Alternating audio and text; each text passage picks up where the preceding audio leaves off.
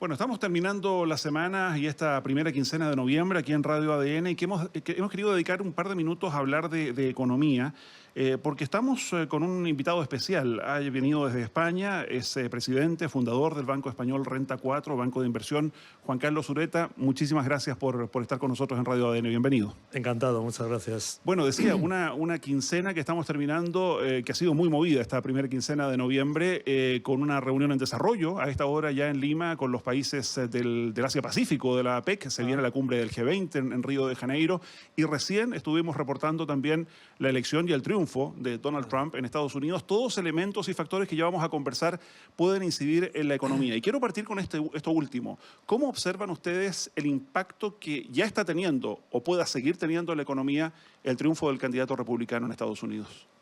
Bueno, el impacto de la economía va a ser profundo, yo creo, pero no tanto el impacto de la elección, sino el impacto de lo que está detrás de esa elección, ¿no? Desde hace años ya en la economía hay un cambio, evidentemente, del modelo de globalización, del modelo de comercio internacional.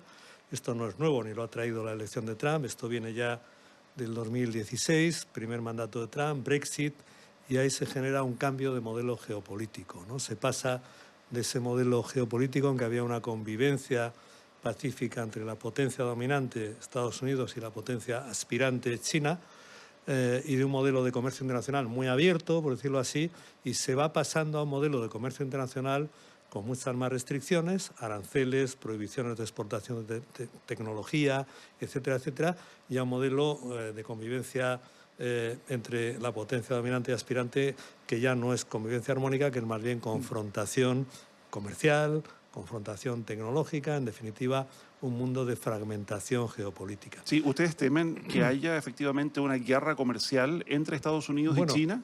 La guerra comercial ya está. La guerra comercial la inició Trump en el primer mandato, la ha continuado Biden, el presidente Biden, la habría continuado Kamala Harris y Trump la va a continuar probablemente con mayor intensidad. Pero, insisto, no es algo que llegue con Trump en estas elecciones, algo que se viene incubando y, en cierto modo, responde a una cosa real, y es que ese modelo en el que había vivido el mundo durante varias décadas y que había funcionado muy bien, por cierto, en el que hay un comercio internacional muy abierto, en el que Estados Unidos era el gran comprador, por decirlo así, exagerando un poco, ¿no? Era el gran comprador al resto del mundo y el resto del mundo financiaba esas compras, pues financiando a Estados Unidos con sus excedentes financieros, ¿no? Ese modelo no es sostenible y ese modelo, pues lógicamente, como digo, a partir ya de mediados de la década pasada empieza a cambiar. Es algo muy evidente, yo creo, ya con el primer mandato de Trump, pero se venía incubando antes del mandato de Trump, he aludido antes al Brexit, y es un modelo que tiene que ser cambiado. Pero a veces se dice, bueno, pero es que entonces vamos a un proteccionismo total, a una desglobalización. No, no es posible. No es posible que el mundo vuelva a 1950. Ya, pero puede ocurrir que países más pequeños, como el caso de Chile, tengan que elegir entre China o Estados Unidos.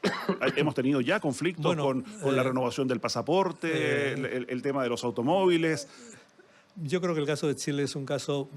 Europa va a tener que elegir un poco entre Estados Unidos y China, porque Europa exporta sobre todo producto industrial, Alemania exporta algo de tecnología, compañías como ASML, etcétera. Pero Chile creo que no va a tener necesidad de esa opción. Puede verse afectada si hay unas restricciones enormes a China, pero Chile exporta a China sector primario fundamentalmente, y yo creo que ahí no van a llegar las prohibiciones, la guerra comercial, ¿no? Yo creo que está siendo más en la parte un poco de más industrial y de tecnológica, ¿no? Pero es verdad que se puede ver afectada si la economía china va a la baja, lógicamente algo afectará a Chile. Y en el corto plazo, lo primero que uno ha notado luego del triunfo de Donald Trump en esta elección en Estados Unidos es el fortalecimiento del dólar. Hemos visto cómo el dólar ha llegado, en el caso nuestro, casi a los 1.000 pesos, algo que no se había visto en la historia. ¿Esto llegó para quedarse o es algo puntual? Si miramos un poco lo que pasó en el 2016 con el dólar, con el euro, que es lo que más seguimos en Europa, lógicamente, ahí el primer impacto justamente después de las elecciones y hasta el mes de enero fue de subida del dólar con el euro hasta casi la paridad, al 1,1. Ahora ha llegado ya al 1,05, venía de 1,15. Y luego ya, sin embargo, el segundo impacto fue que se normalizó el dólar en niveles de 1,10, 1,15, ¿no? Quiere decir que, en mi opinión, el dólar no va a caer. El mercado, mucha gente había apostado porque la llegada de Trump iba a ser una fuerte caída del dólar. Obviamente no ha ocurrido ni va a ocurrir en nuestra opinión. Pero sí es verdad que el primer impacto ha sido de subida, y ha sido de subida del dólar porque esencialmente en situaciones de incertidumbre, entre comillas, el mundo apuesta por el dólar, es como un valor refugio, ¿no? Y además porque se entiende que las políticas de Trump, al ser políticas que van a generar un crecimiento de la economía norteamericana mayor y una cierta, eso que se llama la reflación, ¿no? Una cierta, digamos, inflación mayor, entonces se apuesta por tipos de interés más altos y el dinero va hacia el dólar, ¿no?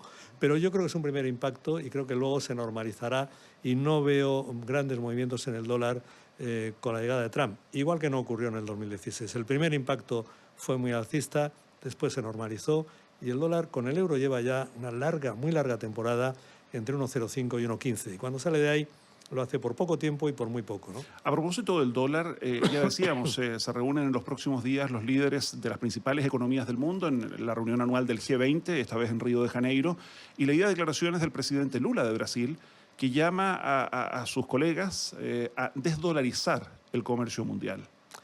Es muy complicado. Vamos a ver, el dólar ha ido perdiendo cierto peso en el comercio mundial. Partíamos de niveles de un 75 o 77% hace 15 años, 20 años, a principios del siglo, y ahora estamos en niveles del 60, 60 y poquito por ciento, y lo mismo en reservas de los bancos centrales. El dólar ha ido perdiendo cierto peso, pero sigue siendo la moneda dominante, ¿no?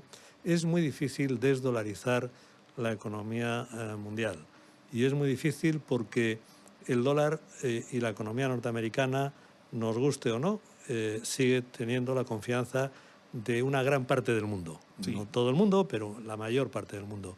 En la mayor parte del mundo, vaya uno a Asia, vaya uno a África, venga uno a Latinoamérica, vaya a Europa, confía en el dólar. Es verdad que el euro le ha comido, por decir así, como algo más de un 10% en términos de reservas de bancos centrales y en términos también de comercio internacional. Pero no hay alternativa. China lo ha intentado con esa reunión que tuvieron precisamente con el presidente Lula y con otros países en el llamado el Global South, ¿no? Hace un año y medio, y es que no funciona, porque al final una moneda, una divisa, tiene la fortaleza que le da la confianza de la gente. Y entonces el dólar hoy por hoy sigue siendo una moneda y la economía norteamericana que genera confianza. El rival, el competidor, el enemigo del dólar podría ser el oro o el Bitcoin, y se están mostrando como enemigos realmente del dólar y de las restantes monedas oficiales, entre comillas, ¿no? Pero no veo posibilidad de que el mundo se desdolarice. Puede haber un deseo en ese sentido, pero la realidad es que es muy complicado porque, insisto, el dólar ha perdido terreno y lo seguirá perdiendo, porque vamos a un mundo fragmentado, en que no hay, el poder es compartido, ya no es un poder total, ¿no? Pero no veo la desdolarización, lo siento por el presidente Lula, pero me parece que es un wishful thinking, ¿no? Como dicen los americanos. Es un deseo, claro. Sí. Estamos conversando aquí en Radio ADN con Juan Carlos Ureta, presidente y fundador del Banco Español Renta 4, que también tiene un elemento importante como banco de inversión. Y quería ir a lo más doméstico, para quienes nos escuchan a esta hora en radio. ¿Dónde recomendaría invertir? El pequeño inversionista, el que de pronto tiene algún dinero ahorrado. ¿Dónde se invierte en estos días de incertidumbre? Bueno, vamos a ver, invertir siempre es bueno, incluso en momentos de incertidumbre. Ahora mismo quizá con la incertidumbre siempre recomendamos tener algo más de liquidez a corto plazo, ¿no? Pero hay que invertir en economía real. Vamos a ver, cuando uno invierte, al final estás invirtiendo pensando en el crecimiento de la economía. Y la historia demuestra que la economía, con todos los avatares que sufra, con todas las circunstancias que se den al final, la economía prospera. Y esa es la historia de la humanidad.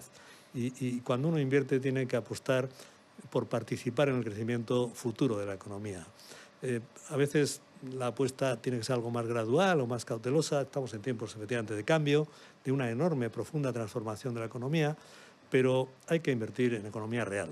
¿Pero eso qué significa? Y eso al final se llama empresas, y eso al final se llama materias primas, y eso al final se llama también inmueble, pero se llama sobre todo empresas. Se llama economía real.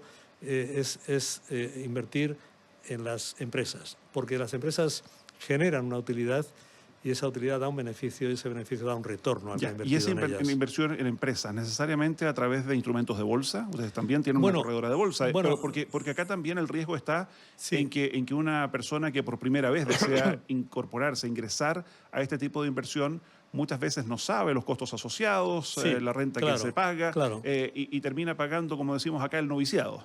Bueno, vamos a ver, primero siempre hay que aproximarse a la inversión gradualmente, es decir, esto es un tema de largo plazo, cuando uno decide invertir, igual que se decide invertir en un inmueble, en un piso, en una vivienda, bueno, es un tema de largo plazo, ¿no? Entonces hay que aproximarse con esa prudencia, poco a poco, a lo largo del tiempo. Creo que es bueno siempre tener un asesor financiero de confianza. En Renta 4 nos dedicamos a eso, pero puede ser Renta 4 o cualquier otro asesor financiero de confianza.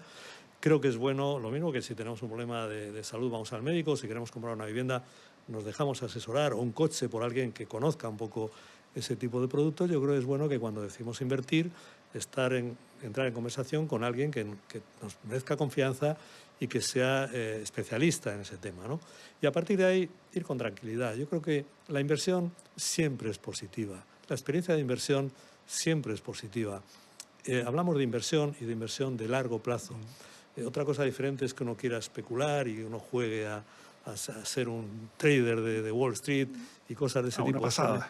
Eso mejor dejarlo para los que se dedican a ello, y unos lo hacen con gran éxito y otros con menos. Pero yo creo que el inversor lo que tiene que pensar es que si yo invierto en la economía y al final la economía prospera, yo voy a participar en ese retorno, ¿no? Y eso hay que hacerlo gradualmente. Y ahora mismo, como digo, nosotros recomendamos ahora tener un cierto colchón de liquidez, entre otras cosas, porque como hemos comentado al principio, estamos en tiempos de una profunda transformación. Esa transformación va a llevar años, no es una cuestión de un trimestre, de un mes. A lo largo de esa transformación vamos a ir viendo oportunidades muy interesantes de ir invirtiendo, ¿no? Y por tanto, y ahora mismo además tenemos unos tipos de interés que ya no son cero, que ya son, en Europa ya no son cero, en Chile nunca han sido cero, pero son tipos atractivos, y creo que es bueno tener un cierto colchón, pues bueno, un poco para oportunidades, ¿no? Pero invertir siempre es bueno, siempre da satisfacciones, y de eso yo, que llevo ya casi 40 años siguiendo a inversores, vinculado al mundo de la inversión, no tengo ninguna duda, ¿no? Finalmente, Juan Carlos Ureta, ¿cómo ven desde España lo que está ocurriendo con la economía acá en Chile? Acá hay debates permanentes Bueno, respecto vamos del a ver, crecimiento de la economía, la inflación y todo aquello, pero ustedes, sí. en términos generales, primero, ¿cómo lo ven? La economía chilena está dentro de lo que son las economías emergentes, que no han tenido en los últimos años un comportamiento brillante. Chile, dentro de eso, probablemente en Latinoamérica ha sido de las mejores, ¿no? Está creciendo en torno al 2%, con esa inflación en torno al 3%, que no está mal. Pero es verdad. Los que lo critican dicen que tampoco está bien. O sea, en algún No, momento no. tuvimos crecimiento en los años 90 del orden del 7%. Y tienen razón. Chile debe, puede y por tanto tiene que crecer al doble, al 4%. Chile, para salir, para llegar un poco a ser una economía verdaderamente sólida y moderna y con bienestar de la gente, que es lo que importa al final, tiene que crecer al doble y puede hacerlo. No tiene ningún motivo para no hacerlo. ¿Y por qué no está ocurriendo? El punto débil de la economía chilena estos últimos años está siendo la inversión y por tanto la productividad y por tanto la innovación. Estamos en un mundo en el que uno o está en la innovación o se va a quedar atrás. Y para estar en la innovación hay que invertir. Y para invertir hay que generar confianza. Y eso es lo que necesita Chile. No solo Chile, también España, también Europa. La inversión se ha ido muchísimo al mundo americano, a Estados Unidos, a esas empresas tecnológicas, y ha abandonado los países emergentes, las economías emergentes en gran medida. Chile mantiene unos ciertos niveles de inversión, pero necesita más. Y Chile necesita inversión. Y yo creo que todo lo que se haga para mejorar la inversión es bueno. Y para eso hay que generar un marco de certidumbre, un marco de estabilidad institucional y jurídica, de seguridad jurídica.